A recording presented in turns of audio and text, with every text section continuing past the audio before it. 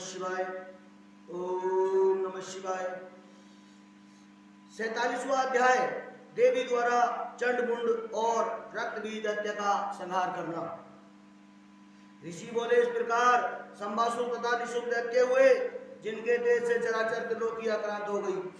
सब देवताओं ने हिमालय के निकट जाकर के प्राणियों को उत्पन्न करने वाली और सत्कामनाओं को पूर्ण करने वाली, जहां पार्वती निवास करती थी, उनके निकट जाकर उन्हें प्रणाम किया और कहा, जय दुर्गे महेशानी, जय आत्मीय, जय प्रिय, त्रिलोक्य त्राण कारिण्ये शिवाय ते नमो नमः। नमो मुक्ति प्रदायिने परम्बे नमो नमः।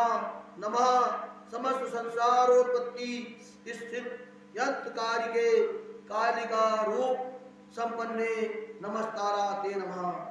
छिन्नमस्ता रूप पाए श्री विद्याये नमस्तुते। भुवनेशी नमस्तुभ्यं नमस्ते भैरवाकृते नमस्तुते। बगला मुखे धूमावत्ये नमो नमः। नमस्ते पुरसुंदरे मातंगे नमो नमः। अजिताये नमस्तुभ्यं विजये नमो नमः। जय मंगलाय ते विना सिन्ने नमो नमः। दोगिरूपे नमस्तुभ्यं नमो घोराकृतश्रुते। नमो पराजितकारे नित्यकारे नमो नमः। शरणागत पालिन्ये रुद्राय ते नमो नमः। नमो वेदांत वेदाय नमस्ते परमात्मे। अनंत कोटि ब्रह्मांड निकाय नाय नमो नमः। इस प्रकार देवताओं ने देवी की स्तुति की तो शिवा अत्यंत प्रसन्न हो गई और वर देने को उद्यत हो गई। हे देवताओं, तुम क्या चाहते हो ऐसा, और इस प्रकार मेरी क्यों स्तुति कर रहे हो? यह कहते हुए पार्वती जी के मुख से एक कन्या प्रकट हो गई और पार्वती से बोली, हे माता, इस समय शुंभ और निशुंभ नामक दो दैत्य बड़े ही प्रबल है होकर सबको पीड़ित कर रहे हैं। उनके आक्रांत से समस्त स्वर्गवासी देवता मेरी स्तुति कर रहे हैं। फिर देवी ने कहा, हे देवताओं, देखो कि देवी के शरीर से निकली हुई वह शुंभ शक्ति शुंभ निशुंभ का नाश करने पर उद्यत है, जिसका नाम कौशिकी है।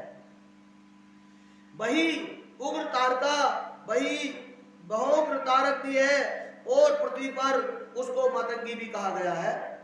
तब उसने सब देवताओं को अभय करते हुए कहा कि मैं स्वतंत्र हूं और किसी के आश्रय से तुम्हारा कार्य पूर्ण करूंगी।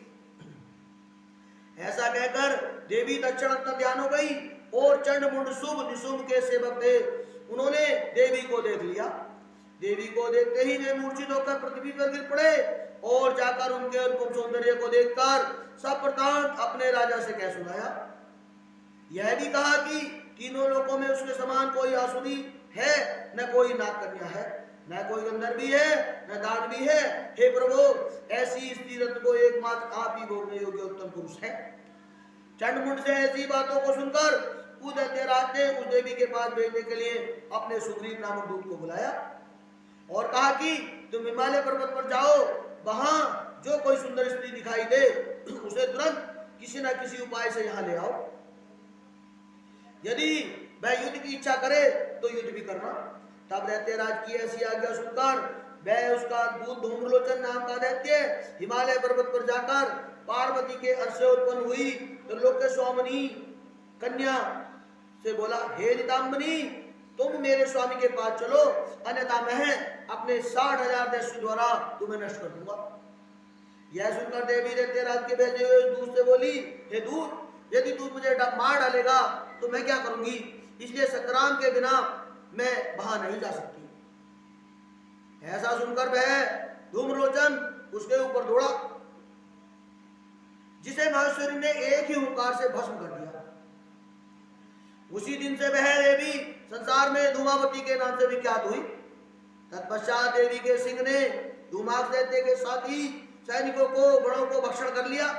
कुछ भाग गए और कुछ साथी सरकार की बात सुनकर दैत्यों को बताने चले गए। अत्यंत क्रुद्ध होकर के मिसमिसाता हुआ, दोनों होठों को काटता हुआ क्रम से चंडमुंड और रक्तबीज नामक दैत्यों को वहां भेजता है जहां वह देवी स्थित थी। तब अणमादिक सिद्धियों से रक्षित और अपने देश से सब दिशाओं को प्रकाशित करने वाली उस सिंहवाहिनी भगवती के पास जाकर उन दैत्यों ने कहा, हे देवी, अब तुम अति शीघ्र सुमनिशित दैत्यों के चरणों में चलो, नहीं तो हम तुम्हारे गणों और बावनों सहित तुम्हें मार डालेंगे। हे बामे, तुम उस पति को वर्ण करो, उसकी 8 लोकपाल स्तुति किया करते हैं, उसे प्राप्त कर तुम वहां आनंद को भोगोगी और देवताओं को भी जो दुर्लभ चीजें हैं उन सबको प्राप्त करोगी। तब उनके वैसे वचनों को सुनकर परमेश्वरी देवी ने किंचित हास्य पूर्वक मधुर वाक्य कहा, आदित्य ब्रह्म को सदाशिव है, जिनके की भेद को कोई भी नहीं जानता, जिनके समक्ष विष्णु आदि देवता भी कुछ नहीं है। मैं उन परमात्मा की सूक्ष्म प्रकृति हूँ, तब अन्य पति का वर्ण कैसे कर सकती हूँ? काम पेटना सिंगनी की दड़ को नहीं वर्ण कर सकती, हथनी गधे को और गैंडे की स्त्री खरगोश का वर्ण नहीं कर सकती। हे दैत्यो, तुम मृत्यु रूपी सबसे बंधे होकर क्या बोल रहे हो? तुम अपने पाताल को जाओ और यदि तुम में शक्ति हो तो मुझसे युद्ध करो। ऐसा क्रोध के वचनों को सुनकर के उन दैत्यों ने आपस में बातें की और फिर देवी से कहा, हम तुझे अबला जानकर नहीं मारते, परंतु जब तेरी यही इच्छा है तो सावधान हो, हम तुझे शीघ्र ही मृत्यु के मुख में भेज देते हैं। इस प्रकार कहा सुनी में दोनों ओर से बाढ़ चलने लगे, परंतु कुछ ही विलंब न हुआ, परमेश्वरी देवी ने चंडमुंड और रक्ती दैत्यों को मारकर उनकी सारी सेना को समाप्त कर दिया। भगवती के द्वेष और बुद्धि करके महादेवताओं के उस लोक को प्राप्त हुए जहां भक्त जाते हैं। इति श्री शिव महापुराण 5वीं उमा संहिता का 47वां अध्याय समाप्त हुआ। 48वां अध्याय सरस्वती देवी का प्रादुर्भाव।